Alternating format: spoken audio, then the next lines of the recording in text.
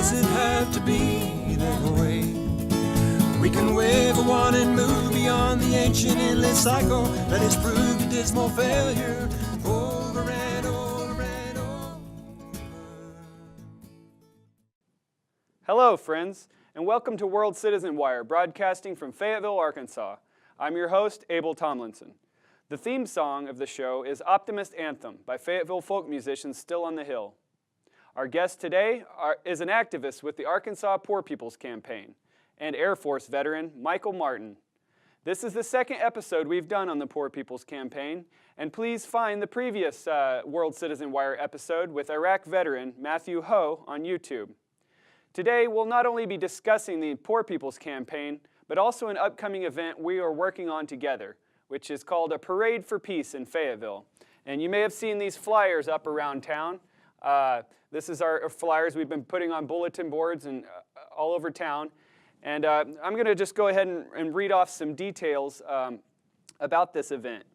So the Parade for Peace is on Sunday, March 18th from 2:30 p.m. to 4:30 p.m. And it's a collaboration between the Arkansas Poor People's Campaign, the Omni Center for Peace, Justice, and Ecology, and a group that I founded called the Arkansas Nonviolence Alliance. And we're all together holding this parade, which starts at the corner of Dixon and West Street in front of the Walton Arts Center. And it ends with a rally at the town center. The parade will feature various floats, dancing, and art projects by different community activists and artists. The rally will feature speeches by Tulsa professor Jeremy Kuzmarov, who specializes in foreign policy and militarization of police forces. Also, Professor Martha Beck, who is a professor of philosophy and history at Lyons University in another part of Arkansas. We'll also have speech by Air Force veteran Michael Martin, who will be our guest on the show today.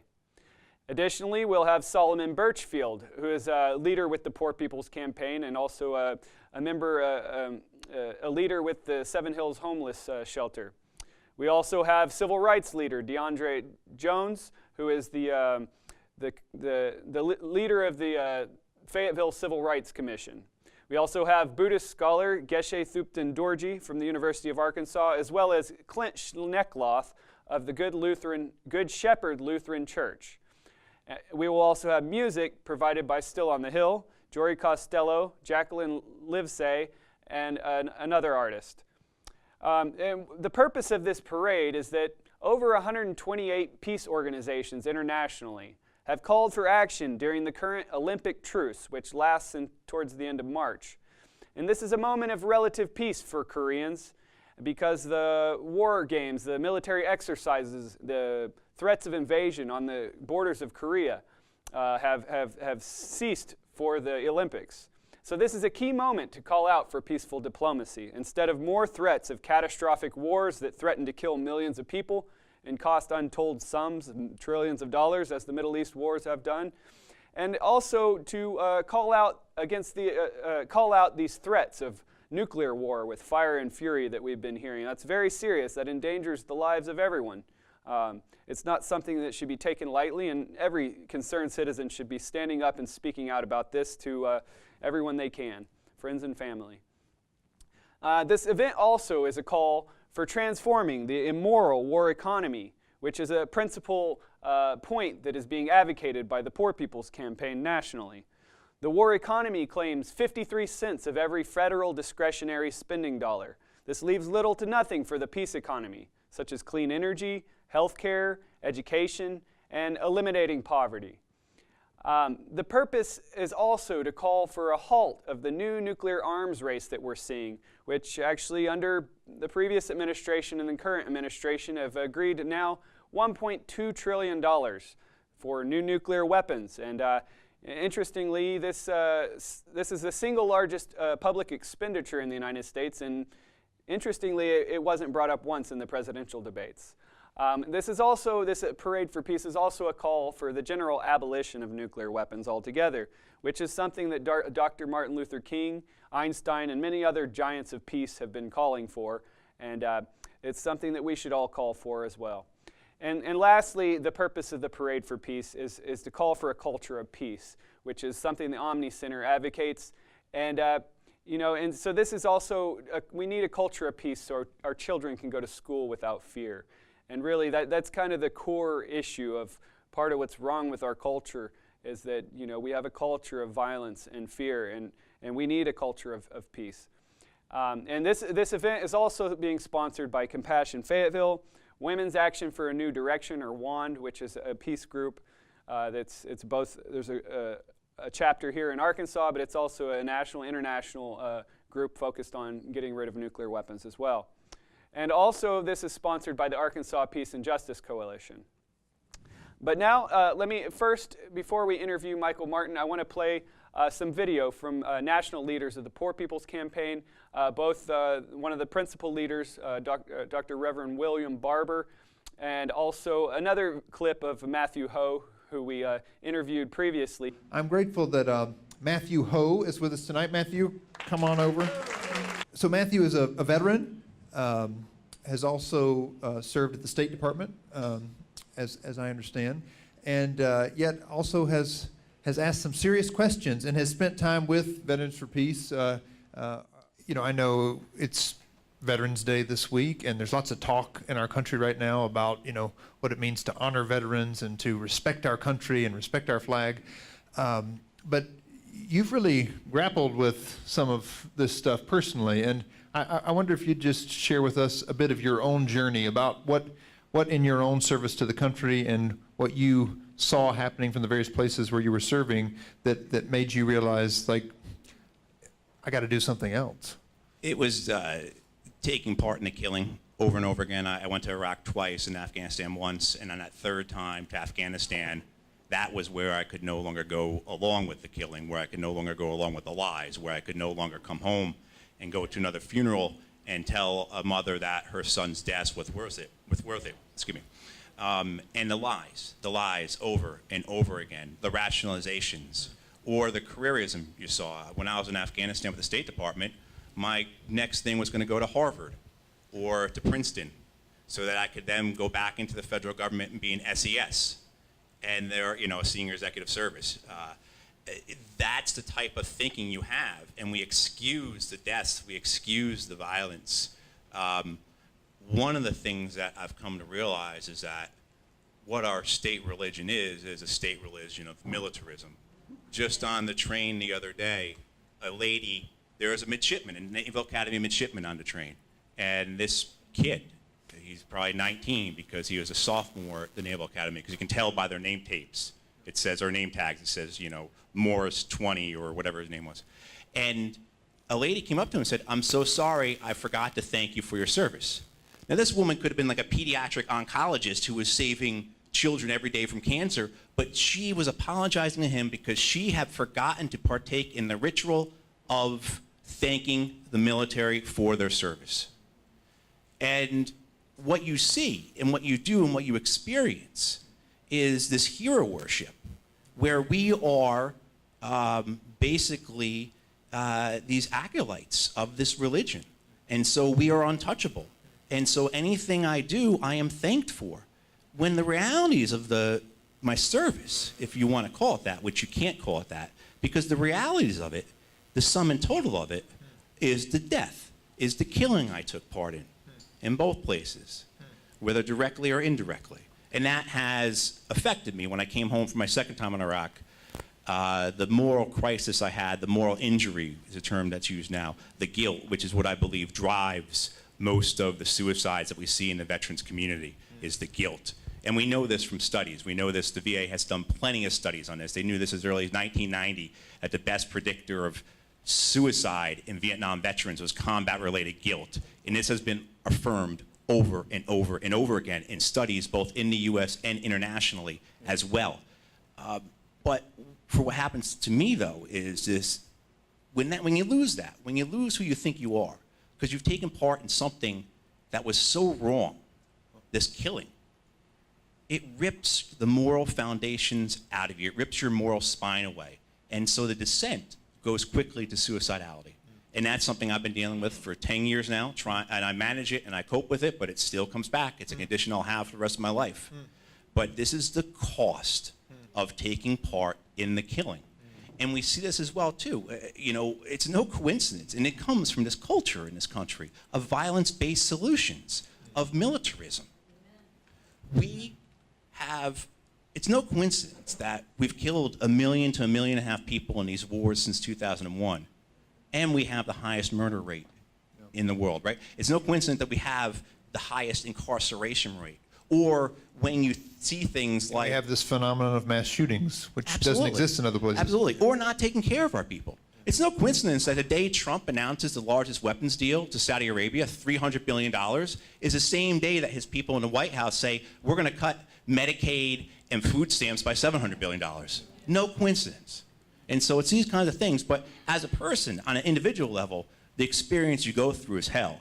It's an emotional destruction that I can't begin to explain. It's why so many guys put pistols in their mouths to end it.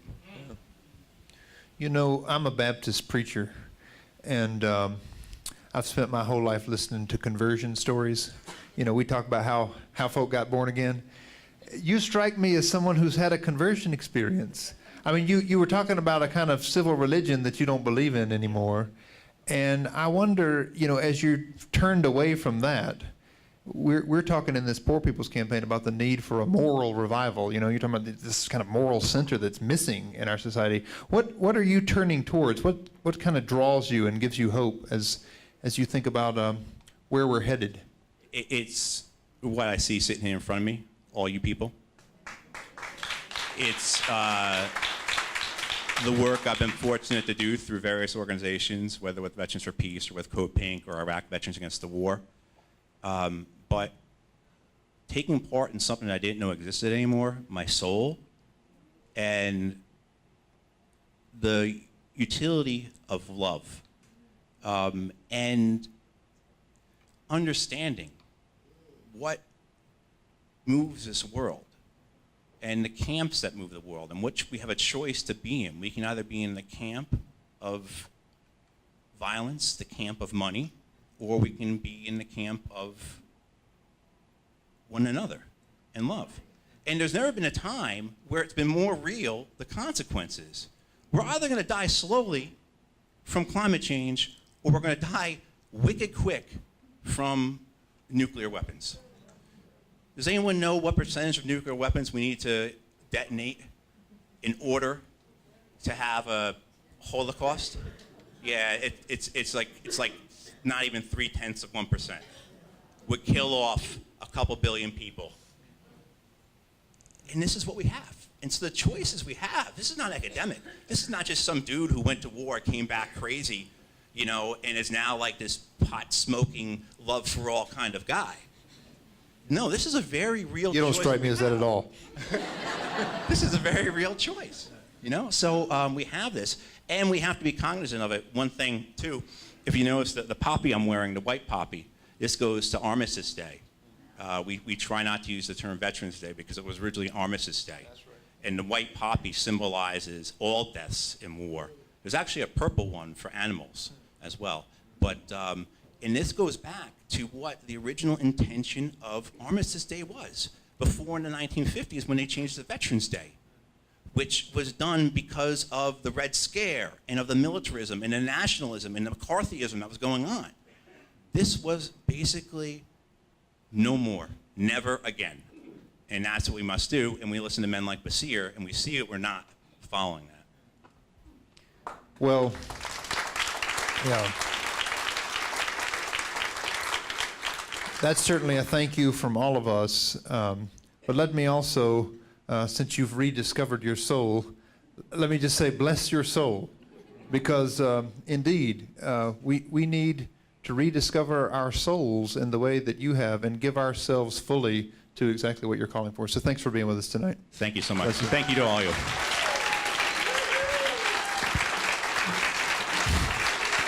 Thank you. Thank you.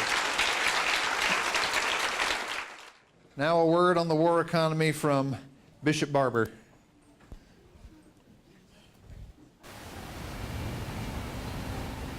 And then lastly, we've got to challenge the war economy. Yes.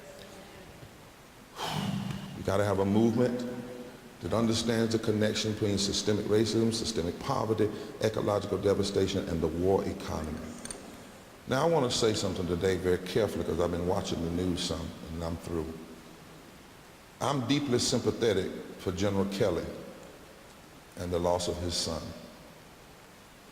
And I have deep pastoral sympathy for the 4 young men that died and all of the men who died and women who died, and many of them who died fighting in places like Iraq that we should have never been in the first place, and America has never truly repented for how we go around and we set up dictators like Saddam Hussein, and when they don't do right, then we send our boys and our girls over to uproot them.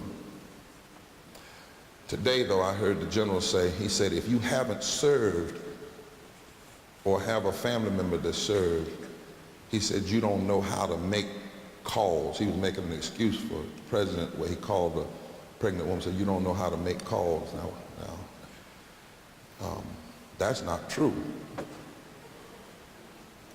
That you don't know how to be compassionate unless you've had somebody serve in the military or die in the military. I pastor veterans. My deacon chair is a retired Army Ranger. My trustee chair is a veteran. The people who helped me in security, one of them is a veteran of Vietnam. And they don't do it just because I ask them. They actually do it because they love the work we do, and they love the fact that we are standing up against the war economy because they've been there and they know what can happen if this military-industrial complex is left to itself.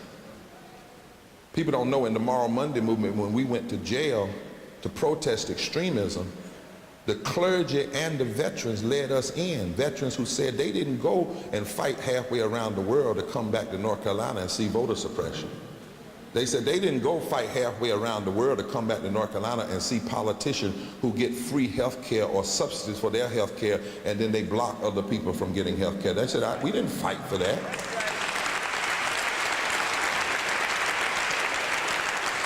In my pocket, and where I go, I won't show it because I don't want the political fallout for the brother, but I carry a general star, a general's coin. Some of you military know what this is.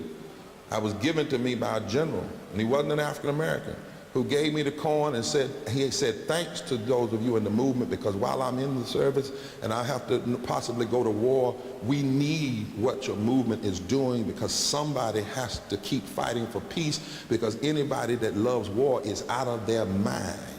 That's right. And a general told me that. The day when I heard General Kelly say he was stunned by a member of a Congress or a congressperson who listened to a call, that bothered me. First of all, evidently he doesn't know how the black community works. You don't have just one mama. You don't have one aunt. And when you're going through trauma, we call everybody over. That's right. Come on now. We have something called wakes and stuff, and everybody comes and everybody brings food over. Yes. The congressperson wasn't acting as a congressperson. She helped raise that boy. That's right. And her mama, his wife had asked her to come. He was a son of the community. And when he said he was stunned by the fact that she listened to the call, but if the call hadn't been crazy, what would have been wrong? I'm glad she listened to the call. I'm glad she wasn't there alone.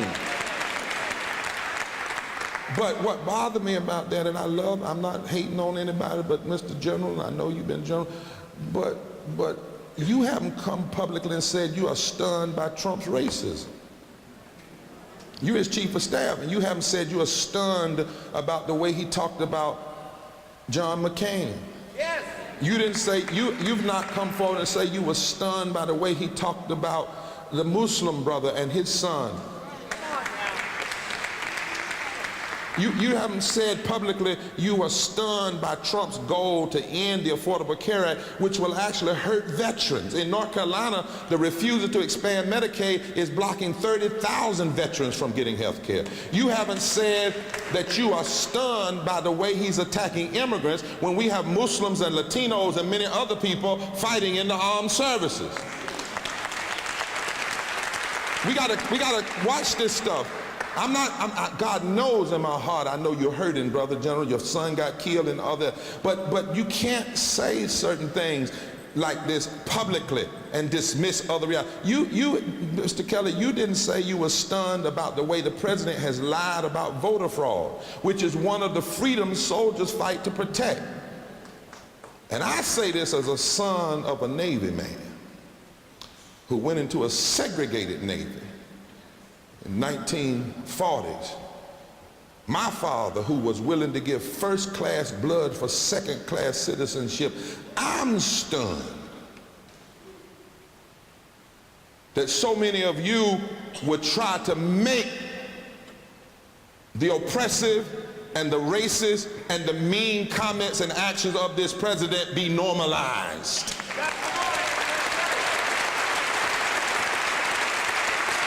When I left home, and I go home, and I've got another member that's a woman that's headed to Korea right now. And Mr. Kelly, you've not stood up and said you're stunned by the reckless behavior of Trump toward Korea. You said, Mr. Kelly, he said this, he said when he was young women were sacred, and religion was sacred. He said this today, and life was sacred. He said, and it looks as like that's no longer true. He said he's stunned by that. He's bothered. But you aren't publicly stunned by a president who took 5 deferments from serving, a president who has violated women, a president who has violated religion and misused it, and has violated the most sacred call of religion, that is to care for the sick, the poor, and a president who has literally violated the very things you said you thought was sacred. And I'm stunned that you would get up and say only those who knew a Gold Star family could ask him a question. He said that today. When he works for a president who is president in spite of ever serving. In fact, who got deferment. And the reason I bring that up tonight for my last point is what we saw today was a display of military arrogance. When you think you can limit who questions you, when you think that you can say statements like those in the military are the best 1% of the nation, what does that do to the rest? You don't even have to say that. You can just say they're great, they're best. You don't have to equate them as other folk as being less than. And the problem with military arrogance and this war economy is that it has gotten this nation into more trouble.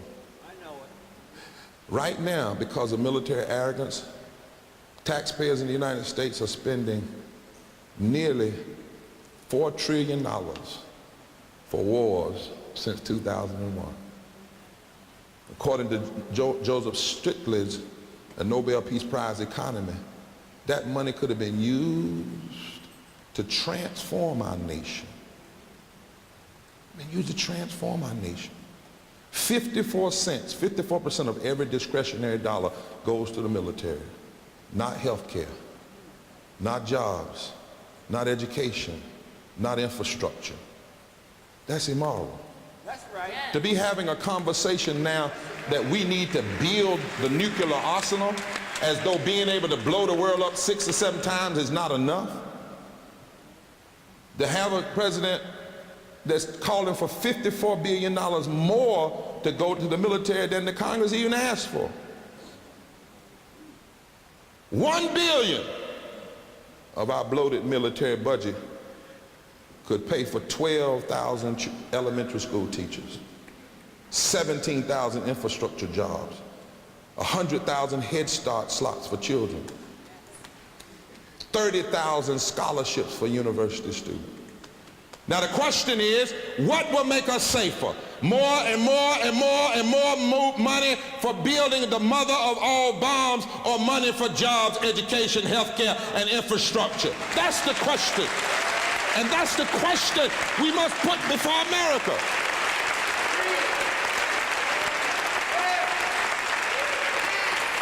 It's immoral that our communities are being militarized, as the Pentagon provides free access to military weapons and equipment left over from Washington's wars to the local police forces, which are supposed to protect us. We have to deal with our war economy and systemic racism and systemic poverty and ecological devastation. And finally, we have to deal with the moral narrative. Now I'm pleased to present an activist leader with the Arkansas Poor People's Campaign, and he's also an Air Force veteran, and his name's Michael Martin. I'd like to welcome you to World Citizen Wire, Michael. Maybe you could start off by telling us a little bit about yourself. Yes, thank you for having me, Abel. My name is Michael Martin. I'm an Air Force veteran. I spent 4 years in the Air Force from '94 to '98. Since then, I've gotten a master's degree in business. I've tried to work on a PhD in organizational behavior, but actually ran out of money for that. So, and I've had held various types of positions, all kinds of sales and management positions. Right. And right now, my focus is to help the Poor People's Campaign. Right. Yeah, and that's what I want to do too. That's why we're here today. So maybe you could tell us a little bit more about how you came to be so interested in the Poor People's Campaign, kind of what drew you to it.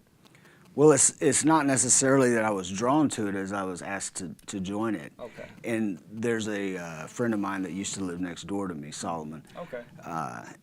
He and I, we'd sit around in the front and the front porch and talk about politics all the time, right, and philosophy and what have you. And so he knows what my values are. And so this is Solomon Birchfield. Solomon Birchfield, okay, yeah. Yes. I mentioned him in the first part of the program. Oh, okay. Yeah. Okay, yeah. So Solomon, he's moved since, but he contacted me about, I think it was in November or December, and asked me if I could join to be part of the campaign, and which I gladly accepted. I think it's it's everything that it talks about is something that speaks to me. Right, that's the same with me.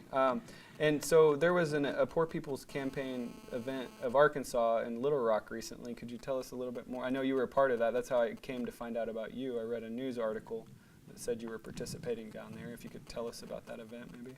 Yeah, I went down there. The event itself was to basically send a letter to the governor saying this is what we're asking for.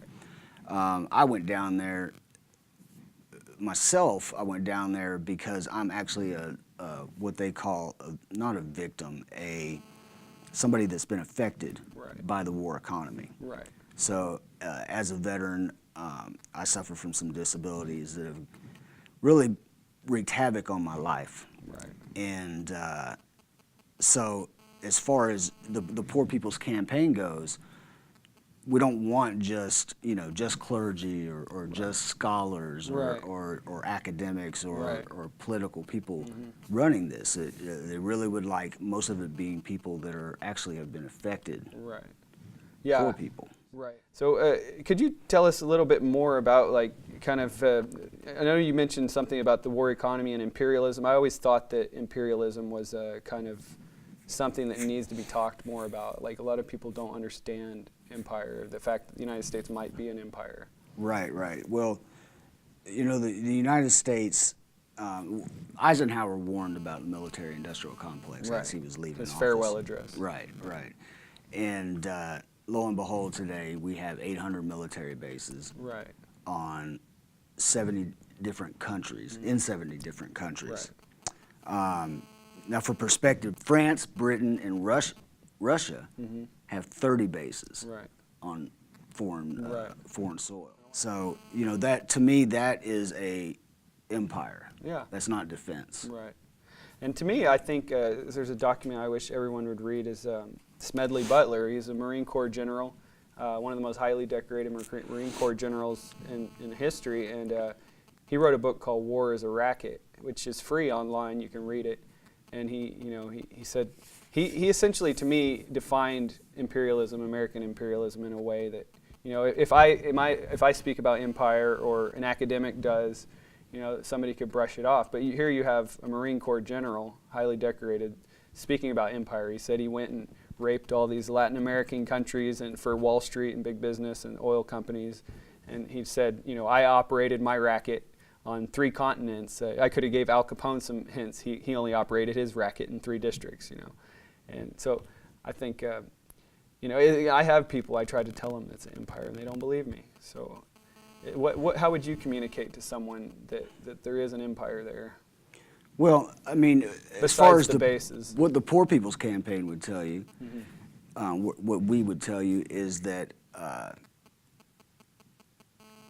is it 52 or 53 cents on the dollar is Yeah. spent on the I military? think 53, yeah. So I mean, I don't know what else you can, Right. what else would define an empire. Right. I mean, when you have that many bases all over the world, you're not talking about defense Safety. anymore. It's not I mean, safety. so it's built. This is a system that's built basically to enrich the rich people who are already rich. Right. Yeah. And And to keep away. So, I mean, theoretically, what you have is what do they call it? Military Keynesianism. right. Okay. So that's basically socialism for the military. Right. Socialism for the rich. Stimulate the economy by dumping money into it. Right. Because if you didn't have, you have to have something to run the economy. Right. You know, I mean, just regular goods and services. I don't believe in the market effect of that. Doesn't really make the economy grow the way they want it to. So if you want an economy to grow, you have to focus it on something. Right. And when you talk about the military, there's so many things that go into making jets, building jets, and Right. bombs, and nuclear weapons. Right. And, I mean, we're talking high dollar stuff here. Yeah. The oil that it takes to. Right. It's the largest consumer of oil, I've heard. The largest Right. institutional user of oil. Exactly. So, it's just follow the money. That's what it's. But I really think, you know, emphasizing that transforming the war economy into the peace economy and really, you know, making clean energy such a huge part of that. That, you know, because we had somewhat of a peace economy before World War II, and just really rapidly, the whole economy transformed into this big military machine. And it seems like you could undo that and transform the whole economy into a peace economy to where you're focused on clean energy. You can do that, and you can focus on education. Right. You can make sure that every kid in this country has the same type of education. Right. You can make sure that everybody has health care. Right. That we're transitioning over to clean energy. There is a peace economy out Right. there, but it benefits the poor people. Right. So Right. that's not what they're Right. in the game for. Well, it's like, you know, in the run-up to our engagement in World War II, there was this communication that this is a national emergency. Like, all of our resources needs to be transformed and put into fighting this world war. But it seems like, you know, we have a national emergency with climate change and everything, that should be the, you know, this rallying call that we really need to transform this system, you know, because our planet's in danger, you know. Well, I guess you have too many people that are already knee deep in oil, you know. So you have the oil lobby, you know, all of these lobbies. It's just the money. Everything's already. Seems to me that everything's already set in stone, and to turn that to break away from that and Status tell quo. these people that they can't have their profits anymore. Right. Yeah. That's what it looks like to me. So I don't really know the answer other than we have to, you know, as people rise up and demand. That's why I'm so inspired by the Poor People's Campaign, that something's actually happening, you know. It is, and it's.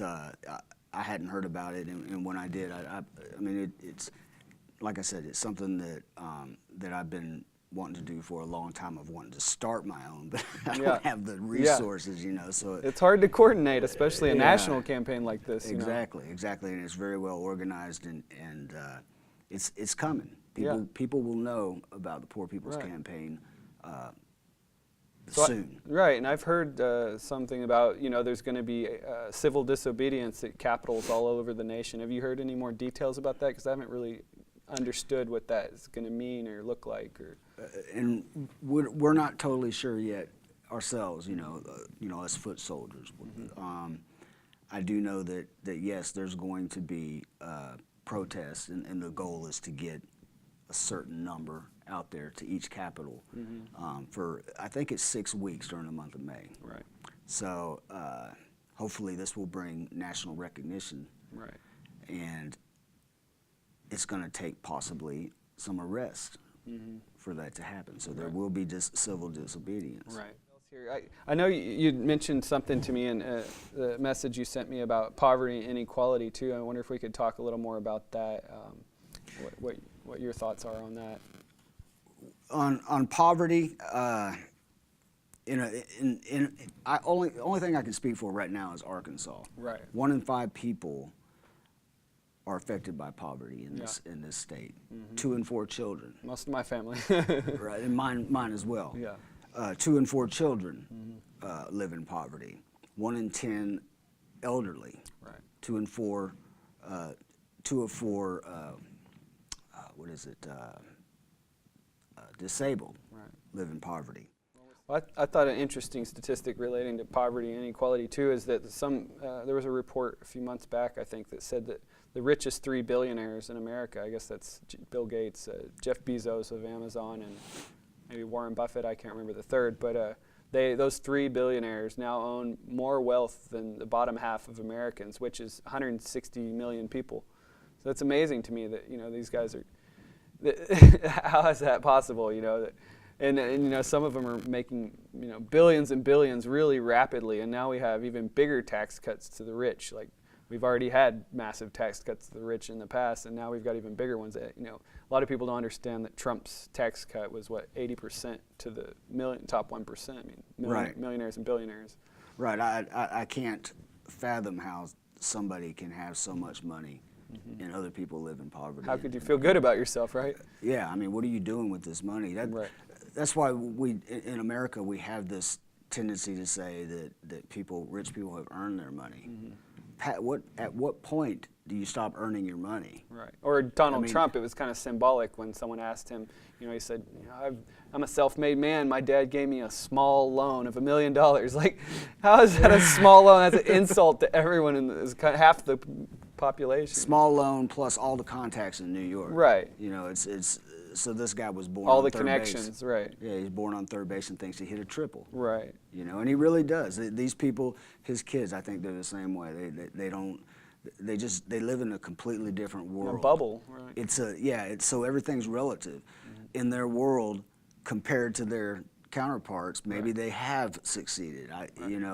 But when we look at it, it's pretty simple to have $1 million and make something of it.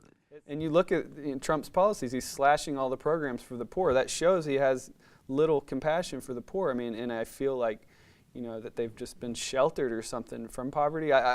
Maybe someone else can explain to me why there's no empathy and compassion for poor people. I mean, it blows my mind. I mean, it's a sickness as far as I'm concerned. I mean, Donald Trump is truly a sick human being. I mean, a lot of the psychologists in the country have come out and said this guy's a malignant narcissist. Right.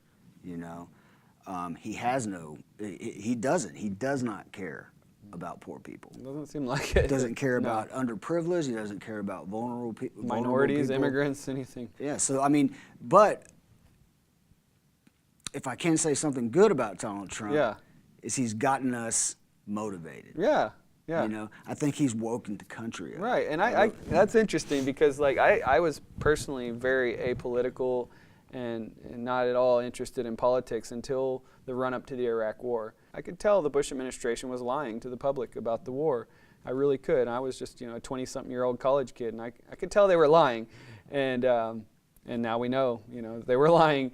But that made me really political. So in some sense, Bush woke me up, and I think Trump is like Bush, but even bigger in that sense. And so I do think he's waking a lot of people up to activism and getting engaged and doing something. Whereas if you had another Obama or Hillary, it's kind of like, oh, they're going to take care of it. We don't have to do anything. Right. No, I agree, and I'm the same way.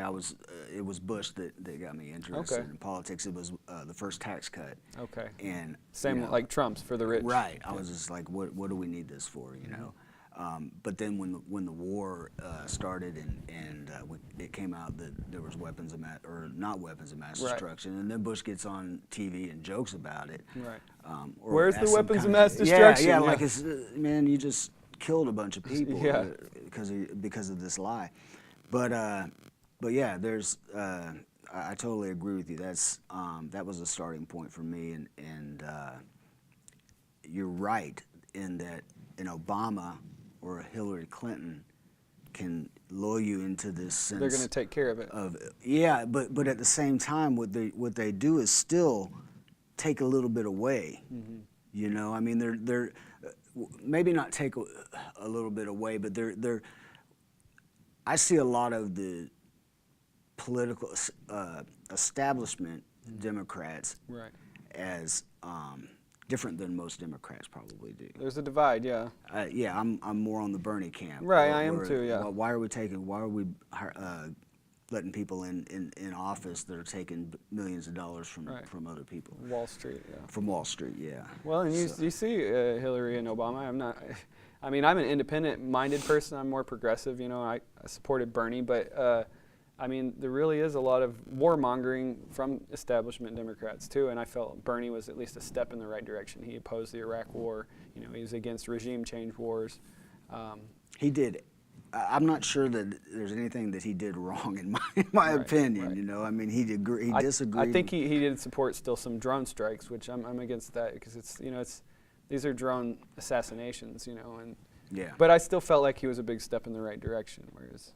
You know, the others I didn't feel much hope for, you know. Look at Libya. I mean, that was Hillary Clinton led that war, and now there's, you know, chaos there. There's civil war, more haven for terrorism, just like Iraq, you know, and now there's slavery. There's actual literal slavery in Libya. So it's been a disaster, these regime change wars, you know, really. Yeah, how many times are we going to bring democracy Right. to a place and it just end up... Right, yeah. democracy. We're going to bring democracy to you. But... yeah, and now we know that, you know, these wars in the Middle East have cost $5.5 trillion too, and you know that relates back to the Poor People's Campaign. Like, what are we investing in, right? You know, we have all these poor people, but we can spend that much money bombing countries, bring them democracy when our democracy is in shambles. You know. Well, what's the cost of one of those F-35 fighters? I want to say 100 to 300 million. I can't remember. Yeah, I mean, just the amount of money that Donald Trump spends going to Mar-a-Lago Right. could probably pay for Meals on Wheels Right. or something, you know, Right. small. I mean, so to him, just spending $20 million or whatever it is that he's spent going to Mar-a-Lago, But is nothing. his military parade that he's talking about, some estimates say will be up to $50 million too, and you know we're having Is to it cut. that high? Yeah, I've heard one estimate was 10 to 30 million, the other was 5 to 50 million. Mm-hmm. Those were the different members of his administration were estimating that, and so it's just like, you know, we're going to cut food stamps, but we can afford a $50 million military parade to make the president, you know, stroke his ego or whatever. Right, we're going to cut housing, but we can afford a $30,000 dining room table in that Right. HUD department. Right. Of HUD. That was Ben Carson. Yes. Yeah. So the hypocrisy is just is unbelievable in this administration. It is. But yeah, I think it's interesting too, though, on the note of the military parade, because you know, I know you've kind of mentioned this before. Just there is some concern that Trump does actually want to be a dictator, is there not? And now, just recently, he said that he actually may want to be a dictator. And people want to know, was he kidding? Right. Well, it And doesn't matter. I can guarantee you that he wasn't kidding. Well, I even mean, if he this was guy- kidding, who jokes like that? Right. Well, that too. Right. I mean, you're talking about a guy who is authoritarian. Right. There's no doubt about this. I mean, he's been an authoritarian from day one in his business. Right. He thinks that the government is run like a business and that he can just tell people what to do. No, And I he think fires people all the time. fires people and just and just says whatever he wants to say, tweets whatever he wants to tweet, and doesn't think there are any consequences. And like I said, he's been doing that in his business and in his life. You know, probably even as a child, he was probably the dictator Right. to his nanny. I mean, I'm just Yeah. I'm just No, thinking of these would, things. I and could I'm only imagine being one of his employees at his house. You know? Oh, yeah. It's got to be rough. Yeah, so it's and I mean, and then we're getting into this, in my mind, is kind of a fascist state. Yeah. You know, he's very much the kind of person that militarism, Right. police state, Right. sexism, racism. Mm-hmm. I mean, you name it, Yeah. he fits that. Right. So, I mean, we're traveling down a dangerous road in this country Right. right now. And he's certainly, been attacking the press, and I have my own criticism of mainstream press, but I think that, they do tell a lot of truth. They don't always tell the whole truth, because, in terms of historical context and bringing, voices like Noam Chomsky on, stuff like that, they don't have really harsh critics of war and militarism on as much, but they do tell a lot of truth, and he's just attacking all the media, but Fox News is good, and obviously Fox News is one of the biggest liars of all.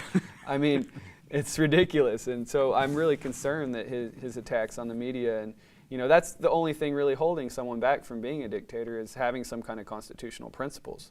And even though a Princeton study said that we're not really a democracy because our elections are so corrupted by big money, that we still do have an element of democracy, in that we have the First Amendment. We have the rights to free speech and assembly and press and religion. And if those things are gone, you have a dictatorship. And so I'm really concerned with any kinds of attacks on our First Amendment especially. And he's certainly attacking a lot of the aspects of the First Amendment, in my opinion. I think so, and also you have the what was just passed with the internet. Net neutrality thing? Net neutrality. I think that that they would like to Shut down some of the internet. Shut down the speeds for the people that can't afford. Right. Let's say you and I want to start in something Right. Our bandwidth would be slowed Or down. they can but make Fox it harder. News would have Right. They can make it harder to find when you search too, and they've already done that. I know that Google has done that to some degree. Like they've made it these algorithms or whatever, where if you search something, it's much harder to find like independent alternative media, which used to be more mainstream media. I mean, some of the old school mainstream journalists now have to go to these more obscure alternative websites or journals. Some of them aren't welcome into the mainstream establishment anymore. People like Chris Hedges or even Seymour Hersh. He's one of the most distinguished journalists in modern history, and now he's kind of a pariah. And he had evidence to say that some of these chemical attacks in Syria they weren't true, and his report, he couldn't even get published in the New York Times and these other journals. He had to go to a German journal to get his information published, and you see this happening in other cases too with there's a deep undermining in our press freedom, really, and I think one thing people may not know is the Telecommunications Act of 1996 that the Republicans led and Bill Clinton signed, that allowed the massive consolidation of media. And now I think if it hadn't been for that, we may not have Trump. If we still had diverse media and more critical opinions, and Yeah, that's a good point, and I guess I'm kind of getting off the subject a little bit, but I am too. It's okay. When I think of the Clintons, I think of what you just talked about, and I think of welfare reform, They cut and welfare, prison reform, mass and- incarceration. Yeah, so there's just a lot of things that a lot of liberals want to think that the Clintons have done a lot of things for this country, but Right. I think it's all a matter of degree. It's like, the Clintons may be less bad than Bush, and it's like, oh, Bush looks great compared to Trump, so we keep creating these kind of comparisons to the worst. Like, so anything that's better than Trump is good, or anything that's better than Bush is good. But in reality, any of these establishment politicians, in my opinion, from both parties, anybody that's cozying up to Wall Street or monopolizing the media or mass incarceration or all these wars, to me, that's kind of all the same problem. And you may have, Bud Heavy and Bud Light, but maybe all Bud beer is not good. Maybe you need to find a microbrewery or something. Make your own. Make your own. Yeah. No, I mean the whole lesser of two evils argument. Right. At some point, people in this country had to just say that we're not accepting that. We either need a new party or a movement or Bernie or something different. That's why I thought Bernie wasn't perfect, but he was different. And he had some integrity, and But even Bernie wouldn't fix it, because Right. you still have money in politics everywhere else. You still have a Congress that will stop still it. have a Congress that and they're beholden to the NRA, they're beholden to pharmaceuticals. So I think that's why, in some sense, a movement is almost more important than electoral politics. That's why I like the Poor People's Campaign, because it's about a movement. You know, instead of expecting a politician, you know, oh, if we just get the Democrats elected, if they just get a majority, or we just get Bernie, like expecting a politician to be the leader instead of a mass movement of the people being the leader and either pushing politicians or giving them the courage to take positions that they should already be taking. You know what I mean? Like Bernie's a leader without a movement. He's already got a lot of ideas that movements stand for, but he's very much rare to have someone that actually will lead before the people tell them to, you know. And I think this this movement has a chance to change the mind, or not change the minds. I don't think you're going to change minds, but it's going to mobilize people, get people out to vote. Because if the Democrats or the liberals come out to vote and come out, well, if they come out to vote, they'll win. The problem is getting everybody out to vote. You don't have a problem getting the conservatives out to vote. Well, I think an interesting part of that, though, is that, you know, we think it's just Democrats and Republicans, but really a plurality, and it's been increasing in the last decade. A plurality of Americans are now independent. Like, I consider myself a progressive independent. I'll support, you know, some Democrats if I feel there's hope for peace, like Bernie, but sometimes I'll support, you know, a Green Party. But actually, there's even a really progressive Republican running in the 3rd District of Arkansas, Rob Ryersey. He's more progressive than most Democrats, really, and he's running in the primary against Womack. And to be honest with you, there may be a better chance of beating Womack in the primary than the general election. But so I think it's important to see that a lot of Americans are independents, and that, you know, some of them lean Republican, some of them lean Democrat. But, you know, I don't know, that partisanship, too intense a partisanship can be a problem, I think. Like, being too strict and like, I have to always vote Democrat or I have to always vote Republican. Right. I think that's kind of almost a prison. It's tribalism. A prison for your mind. Yeah, and I agree with that. And I did say, I started out saying Democrat, but then I said progressives because you're right. Because it's not about party affiliation. You know, I remember when Bernie was running against Hillary, everybody kept saying, "Well, he's not even a Democrat." I'm like, I don't care if he's a Democrat. I like I like what he's saying. It should be about the ideas, right? Yeah. We want somebody. I'll just mention a couple other statistics before we please. as far as the Arkansas goes. Yeah. With race, African Americans are twice as likely to live in poverty, Right. and 3.5 times as likely to be incarcerated. So here you got African Americans that are 15% of the population of Arkansas, but they take up 42% of the population in prison. So I mean, to me, here you have systemic racism at its best. And then once you go to prison, you get even more entrenched in poverty. Yeah, you go to prison, and then you go to prison, and you get a felony. You can't get a job or go to school. It's a life sentence. Social services, you can't get food stamps sometimes. You know. Is that right? I didn't know that. Yeah, if you've had a certain drug conviction, you can't get food stamps or other social services. So it's like entrenching people in poverty, and then it makes it even harder. You know, they're more likely to engage in more crime if they can't get a job or can't even get food stamps or, you know, feed themselves. You know. So the community becomes poorer. Yeah, their kids become The poorer. education system becomes poorer because that's where the tax dollars from that community goes into that education system. So there's really no way out. I mean, until somebody steps in and says we're going to put some money into into the urban education system. You know, I really believe education is the key. Yeah. To everything. Yeah, critical thinking too, you know. Right. Not just memorization, but really inspiring children to think critically and creatively, you know. And Right. Good education, not just. Yeah, and you know, people criticize public education, and I think there's reason to criticize it in some ways, but it can be improved, you know. But at the same time, I do support public education and that everyone should have access to education, not just those who can afford it, you know. But as George Carlin said, didn't he? I don't know if you know who George Carlin is. He said. They just want you smart enough to run the cash register. Right. So and I machine, believe that. A robot. Yeah. Well, I think that there are some teachers out there though that do inspire critical thinking and, you know, really do try to tell the children good information. You know, especially history. I think is one of the most important subjects to really have a good education on. And I'm really inspired that some teachers do teach Howard Zinn's history. You know, the people's history, because it really.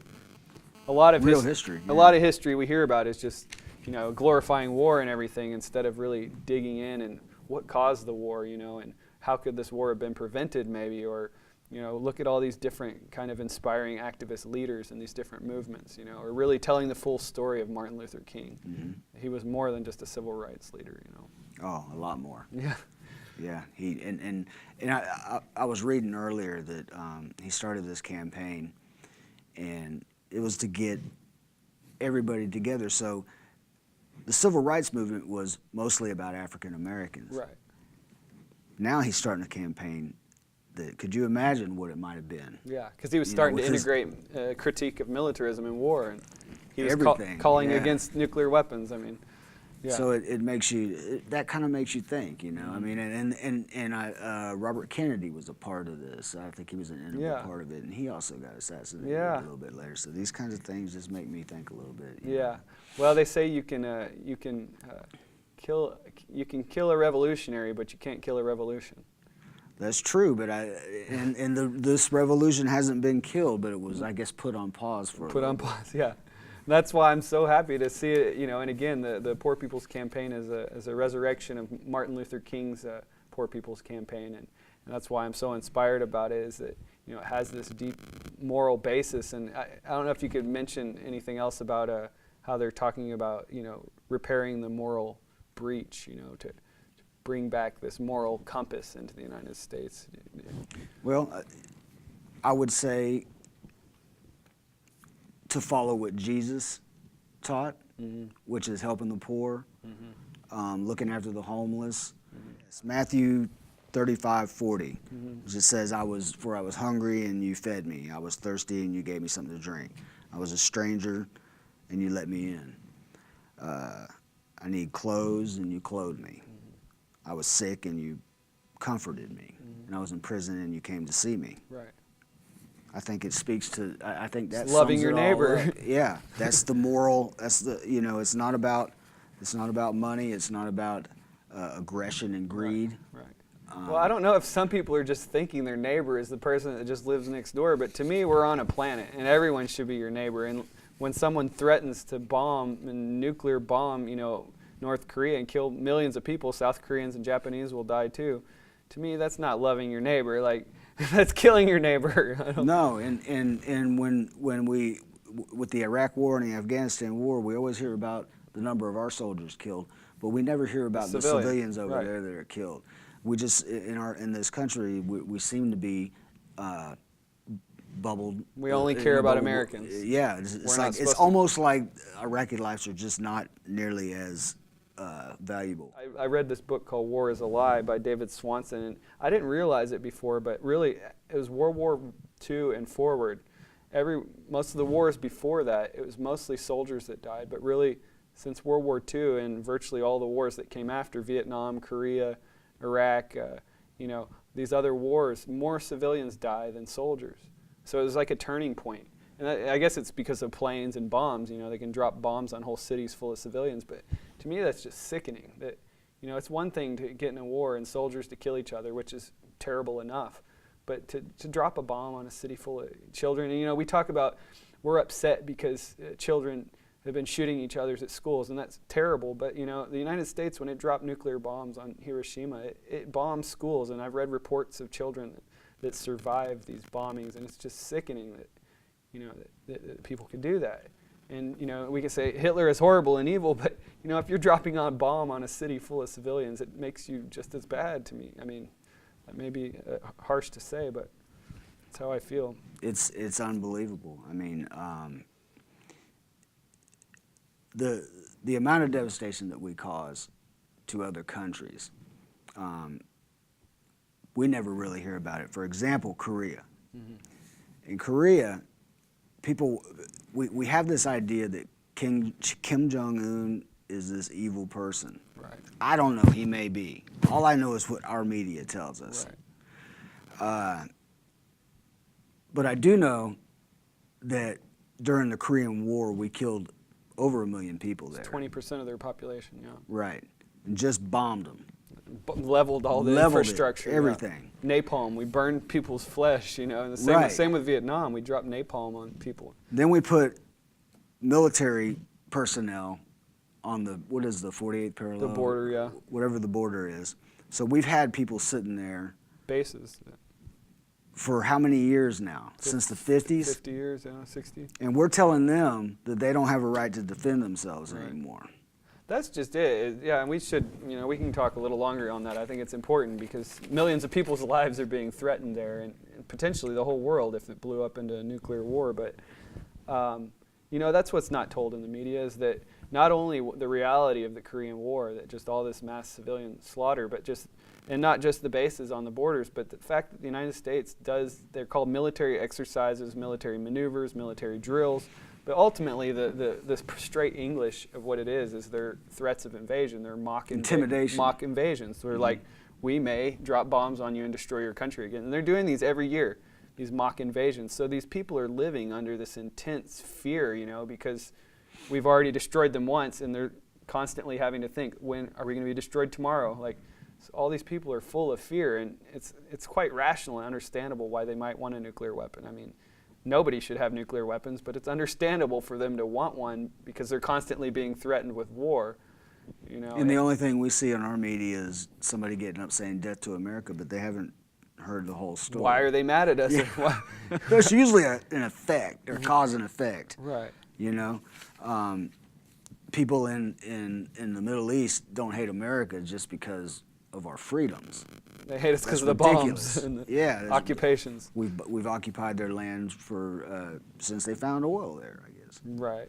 And that's the thing that the North Koreans constantly say is they've constantly wanted to talk and constantly wanted diplomacy. And we act like they don't, but they've constantly, every year they say the same thing. We want to stop to the war maneuvers. We want to stop to the war games on our borders. They're constantly, we have battleships out there and with, submarines with nuclear bombs and warplanes flying over, and it's terrifying. And what people need to realize is you may have no compassion and empathy for the North Koreans, and you may think it's fine if we go and slaughter millions of people in North Korea, but Seoul, South Korea is, I want to say 30 miles or something from the North Korean border, so it would be almost guaranteed that North Korea will retaliate and kill thousands, if not millions, of South Koreans. And Japan's very close too, and so they will probably attack Japan. And if that destabilizes the whole region and creates chaos in this huge economic center there, it's one of the biggest economic centers of the world, South Korea, China, Japan. If that all gets destabilized, that's very likely going to draw China in. And then that could draw Russia in, so they could turn into a freaking nuclear holocaust. It's unacceptable. It's unacceptable, and the person that we have in charge now is threatening. Is acting in an unacceptable way. Yes. I mean, you just, I don't even know what, to be honest with you, I don't know what somebody could do to get a nuclear war started. If it could be just words. It can happen accidentally. I mean, like the Cuban Missile Crisis, there can be misunderstandings, right.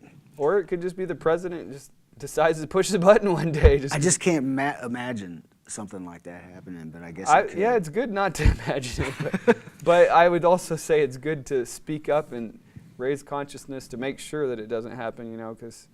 I mean, it's as if diplomacy has been completely thrown out the window when it comes to North Korea. There is no soft power. It's all hard power. As a matter of fact, did North Korea just visit South Korea, Kim Jong-un? So it's almost as if... They want peace. Yeah, it seems like. They want peace and they want America to get out. Yeah, and most South Koreans don't want war.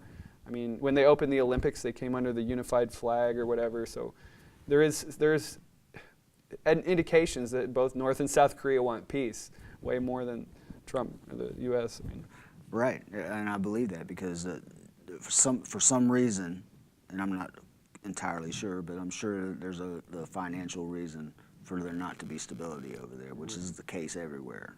Right. Instability is good. It's almost like having a disease. They don't want to cure a disease; right. They just want to manage it.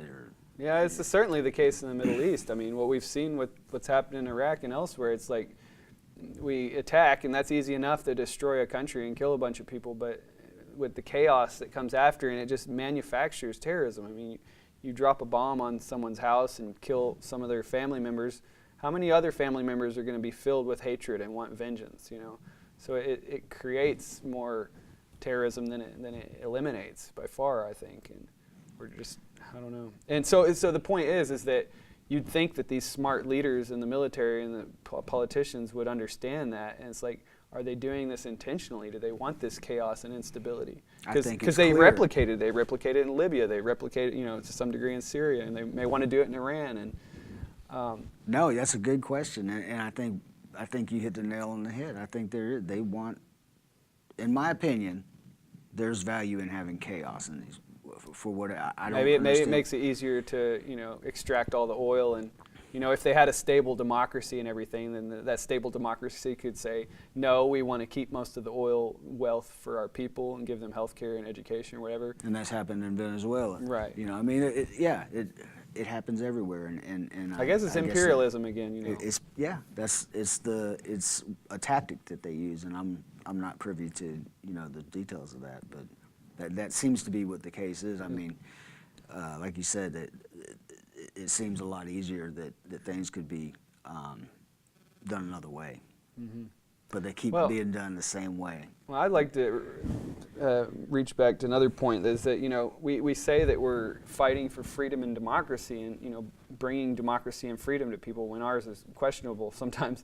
That the United States hasn't just attacked and overthrown dictators. We've attacked and overthrown democracies. I mean, we can look at Iran and Chile in the 70s, and our beings in Guatemala. We've overthrown democracies. Saddam Hussein. Well, he was a dictator, but yeah.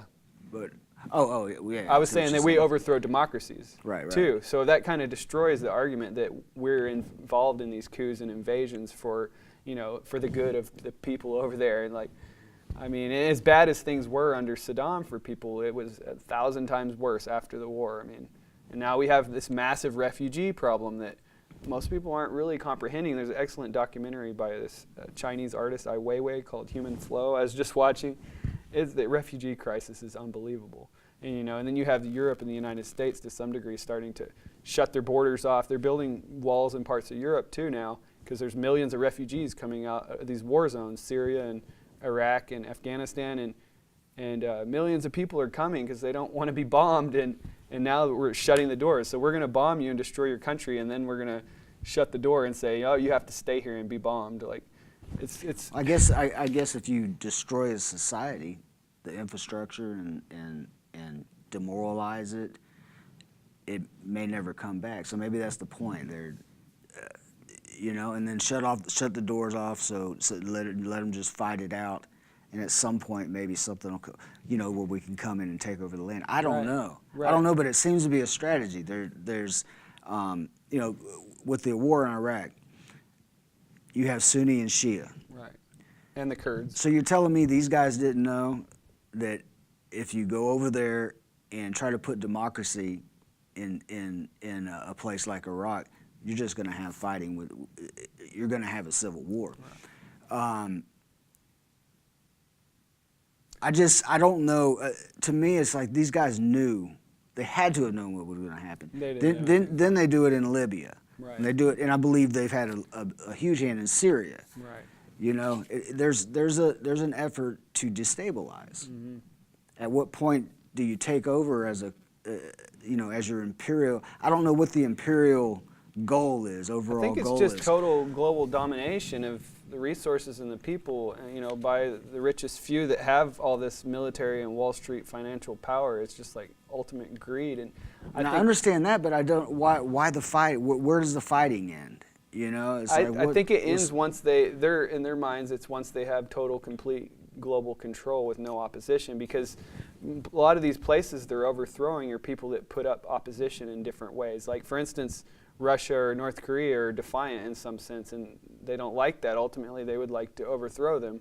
There's a lot of effort within the system they want to overthrow Russia, and so they want puppet governments, whether it's a dictator or a democracy. They want puppets in there that will do whatever they want. But I don't see them getting to that goal with just having constant civil war. You see what I'm saying? In my mind, I'm just thinking, what's the next step? It's complicated. It's hard to understand. It really is. I just wonder if we're in some kind of holding pattern right now, and they know this. There's some evil geniuses up there, but I'm not sure that Trump is one of them. No, not at all. And just one more point. Saddam Hussein was actually, not a good guy, obviously. Right. But in that country, and especially at that time, you had to have that kind of leader. Right. Or else you're going to get just what you have there, Right. which is Chaos. fighting between the Sunni and the Shia, and, Yeah. and we know what comes out of that, ISIS, Al Qaeda, Right. you know, all of this. So you have to have a strong Arm. arm in that. I feel like in if that the region. people want a democracy, it has to develop within, you know, and there has to be a popular movement that's supported by the populace. Then they overthrow the dictator.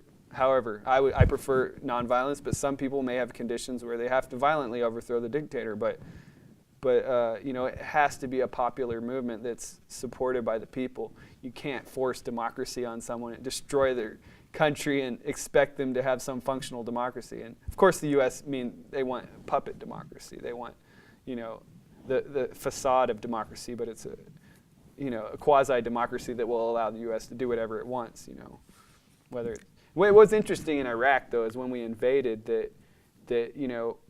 They made it a priority to protect the oil fields and the oil ministry, and they let all the museums and libraries be burned and looted and all these antiquities. So the priorities seem to be oil. I don't know. It obviously was, and I just wonder if I think we as a people are kind of past being fooled into thinking that America's spreading democracy. Yeah. You know, I mean, honestly, I believed that at one time. That we were spreading democracy. Yeah, when I was a teenager, and Yeah. I think it was the first Gulf War. Right. You know, I thought we were just out there Right. trying to, you know, look out for what was the country that he was invading, whatever that little country there he was invading. You know, I just Right. thought we were the We were the heroes. good guys, yeah. Yeah, but there was a lot more to it. Yeah. Well, I mean, to me, it's like we want to think we're spreading democracy, but in many ways, our democracy is under attack here, and we should be much more concerned about that than spending trillions spreading it elsewhere. I mean, there's 100 ways you could point to how our system's democracy is being undermined, whether it's superdelegates, Citizens United, you know, gerrymandering. It goes on and on and on. And So it's you made a good point earlier. The only thing you have a democracy with is the First Amendment. the Constitution, yeah. Yeah, freedom of the press. Right. You know, these The things. jury, But even right to that- jury trial. Right. But even a lot of those are under. That's true. I mean, stress. certainly the right to privacy, the Fourth Amendment. I mean, we've seen under Bush and Obama, and certainly Trump's going to continue this, is these massive invasions of privacy, you know. And they can investigate people with a warrant. They don't need to warrantlessly wiretap everyone, millions of people. And Snowden showed that, and you know, and we had the Patriot Act, all these things where they're massively spying on people's computers and email communications, and the average person can say, well, I don't need to worry about it because I'm not doing anything that I have to worry about. I don't care if the government spies on my emails and phone calls. But what's dangerous is especially for journalism, because you know, in terms of whistleblowers, and there's going to be journalists and whistleblowers that are afraid to communicate, you know.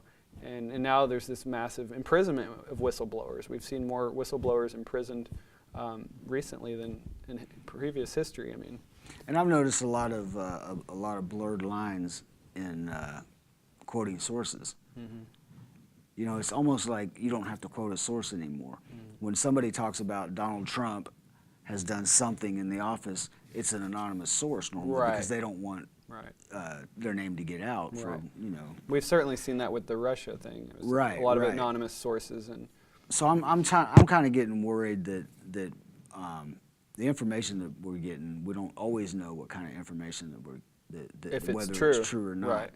And then, like you said earlier, with the Donald Trump just blatantly saying lies or talking Right. false news and fake news. I mean, you hear people all the time just out on the street talking about, oh, it's fake news or it's fake Right. news. It's like, what do you mean? You know, where did that term even come from? I mean, I think with the rise of, you know, the media monopoly and the dominance of like CNN and MSNBC and Fox News, cable news, it's like, in some sense, they do like debase or like undermine what journalism used to mean, like journalistic ethics, and they just do focus on a lot of things that don't matter. You know, and certainly Fox News makes things up, and you can't trust what they say. And so I can see how some people could be drawn to this idea of fake news, but there are also sources that you can trust. I mean, yeah, and the problem is for the average person to be able to just jump online and find good information without actually being somebody, like I said, that does this every Research, day all yeah. the time. You know, the information that you're going to get and that you're going to internalize is probably going to be false. Right. You know, depending on who you're, you know, if you go to Fox News or whatever. So I'm just concerned that we won't, that the average person won't be able to tell what's right, what's real, and what's fake. What's true? Yeah. You know, because it does take a little bit of digging. You got to know what. I mean, a lot of times you got to know who the author is. Right. You know. I'd like to thank Michael Martin for being a guest today, and thank our World Citizen Wire viewers. You can find past episodes of World Citizen Wire on YouTube and at my website, abeltomlinson.com. And we hope to see you soon at the Parade for Peace in Fayetteville on March 18th at 2:30 p.m., starting in front of the Walton Arts Center. And Michael here will be a speaker there, along with other people. See you next time, and may peace and justice prevail. Thank you. It's true, mankind must work, but that work can have a purpose. We can set upon the daunting task of fixing what is broken. We'll rewire the world with power grids that don't destroy the earth, bring an end to war and hunger, and pay workers what they're worth. And the awesome power of doing good will be loosed upon the world, touching every man and woman, touching every boy and girl. And there won't be need for songs that paint the failure of mankind, 'cause a new song will be ringing in the freedom of our mind. 'Cause it doesn't have to be that way. We'll just wave a wand and move beyond the ancient endless cycle that has proved a dismal failure over and over and over and over and over and over and over. Because it doesn't have to be this way. No, it doesn't have to be this way.